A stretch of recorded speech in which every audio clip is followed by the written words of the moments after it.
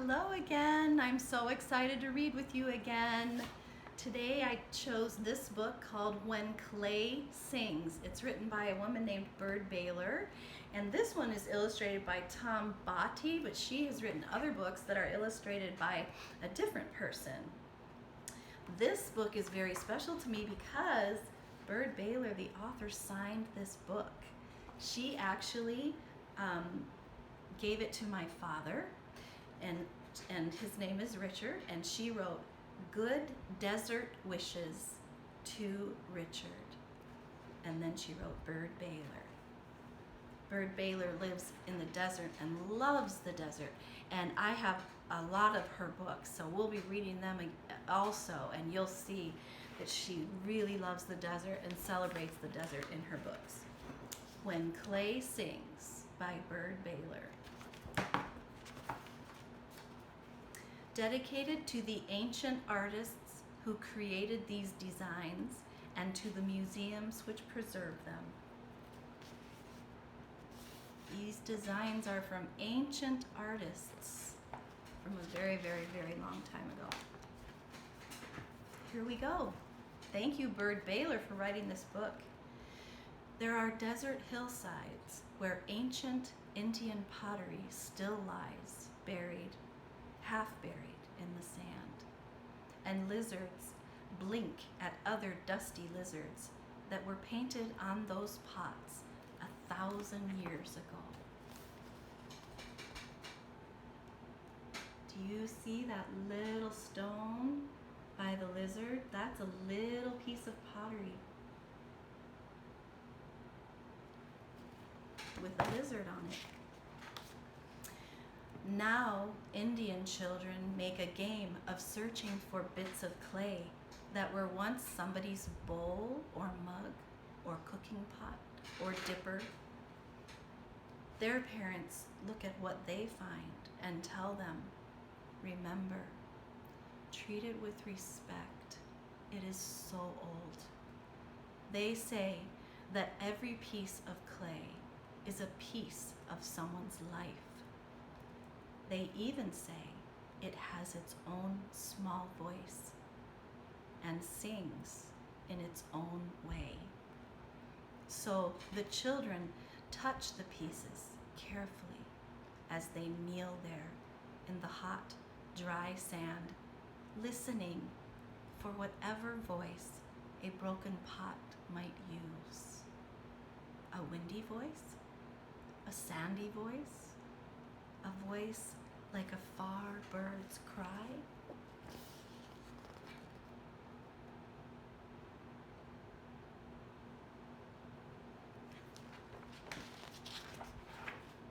Sometimes, if they look long enough, and if they are lucky enough, they can fit 4 or 5 pieces together the way you'd do a jigsaw puzzle.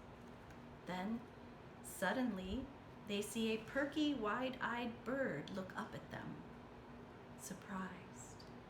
Maybe the bowl with the bird was dropped by some other Indian child who chased a rabbit near these same rocks then.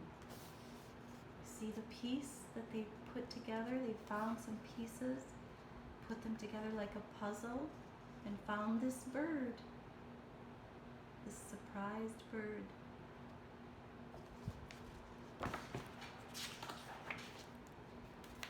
When they find a bowl that isn't broken, the children can pretend that they've just eaten from it and that they're sitting by some campfire on a deerskin blanket, and it's then, not now, and they speak an older language.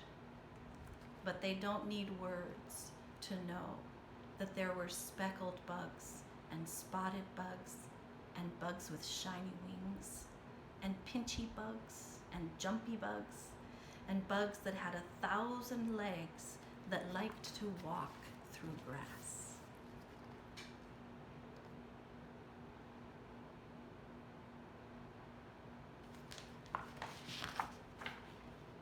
They know the molding of a lump of clay has always been a slow and gentle work.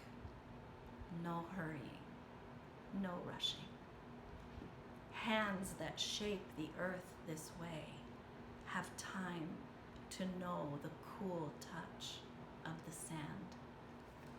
Women, then, must have spoken to the earth as they took its clay. They must have sung special songs for shaping the bowl, for polishing it, for baking it so it would be strong enough to last long after that tribe was gone.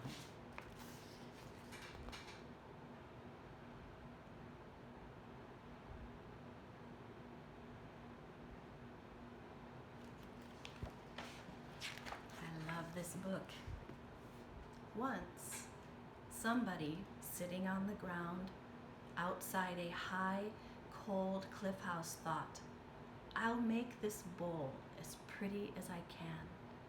And she painted what she liked the most: stars and moon and sun and whirlwinds. Was the sun shining as she worked? Were her own brown, naked children playing near? Was there a skinny dog? Was the smell of cooking in the air? Did a man come back from hunting and shake his head? And on another day, did she paint that hunter too?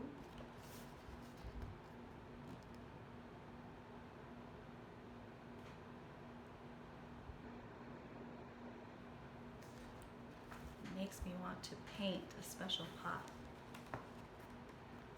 Sometimes children may have said, but in that other language, Mama, make a bowl with pictures of big animals for me, big, fierce creatures that I'll hunt someday. So she drew mountain lions and wild cats and even a man wrestling a bear. Or is it a bear wrestling a man?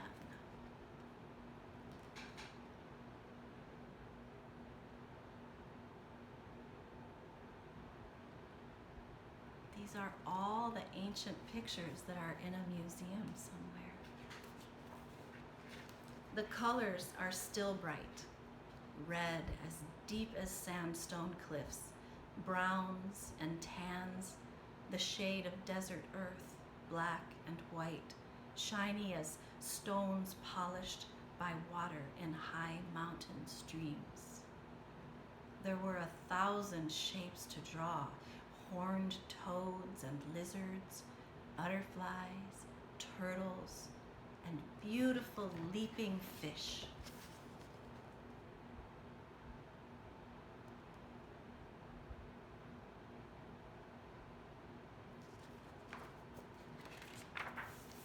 You're getting to see very special ancient art today. And deer and mountain goats and antelope that flashed across these canyons, always faster than the boys who knew their trails and followed them among the rocks.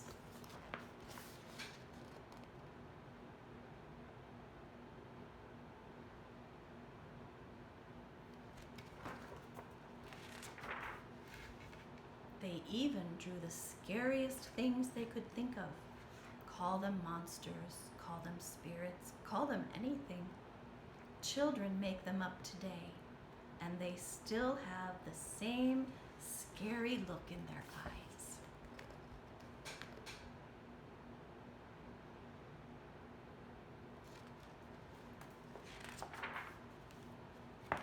Many a child must have eaten rabbit stew for supper out of bowls with rabbits painted on them. Here's a hunter who used a fine long net for catching rabbits. But what rabbit couldn't jump through that hole in the dish? See that dish? That is a picture of a real dish that had a hole in it. And she's making a joke about the rabbit being able to jump through that hole and not get caught by the hunter. This child was sick, and they called a medicine man to cure him. Show you this picture. this child was sick, and they called a medicine man to cure him. What magic is he using?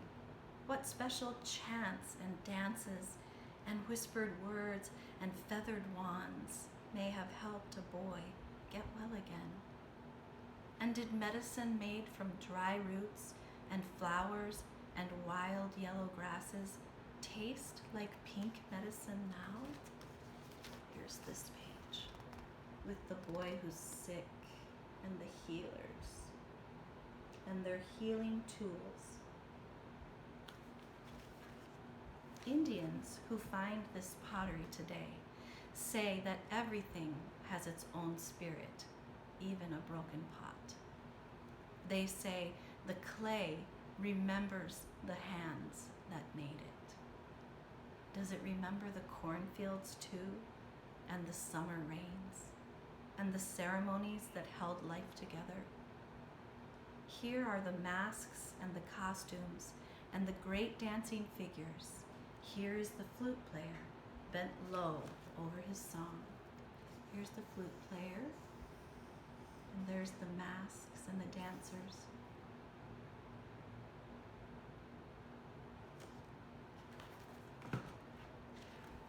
I love the way Byrd Baylor writes. Her books are like poems. Songs had to be powerful enough to make rain fall and winds blow and seeds sprout in the dark earth. Songs had to be powerful enough to keep warriors safe and lead the hunter to the deer and make summer always follow winter and hold the sun in its proper path across the sky and keep life moving on from tribe to tribe.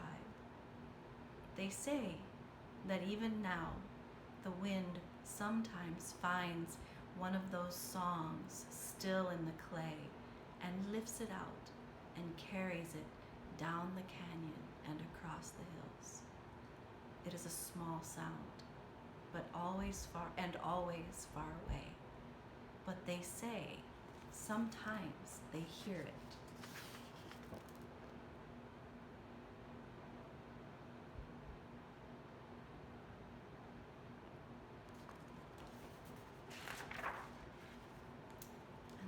The end. But she wrote something on this last page for us.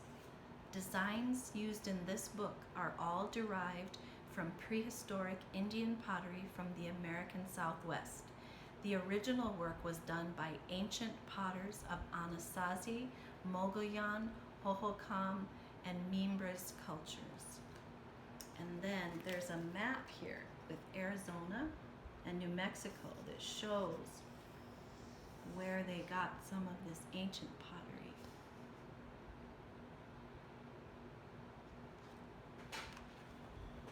That's the end.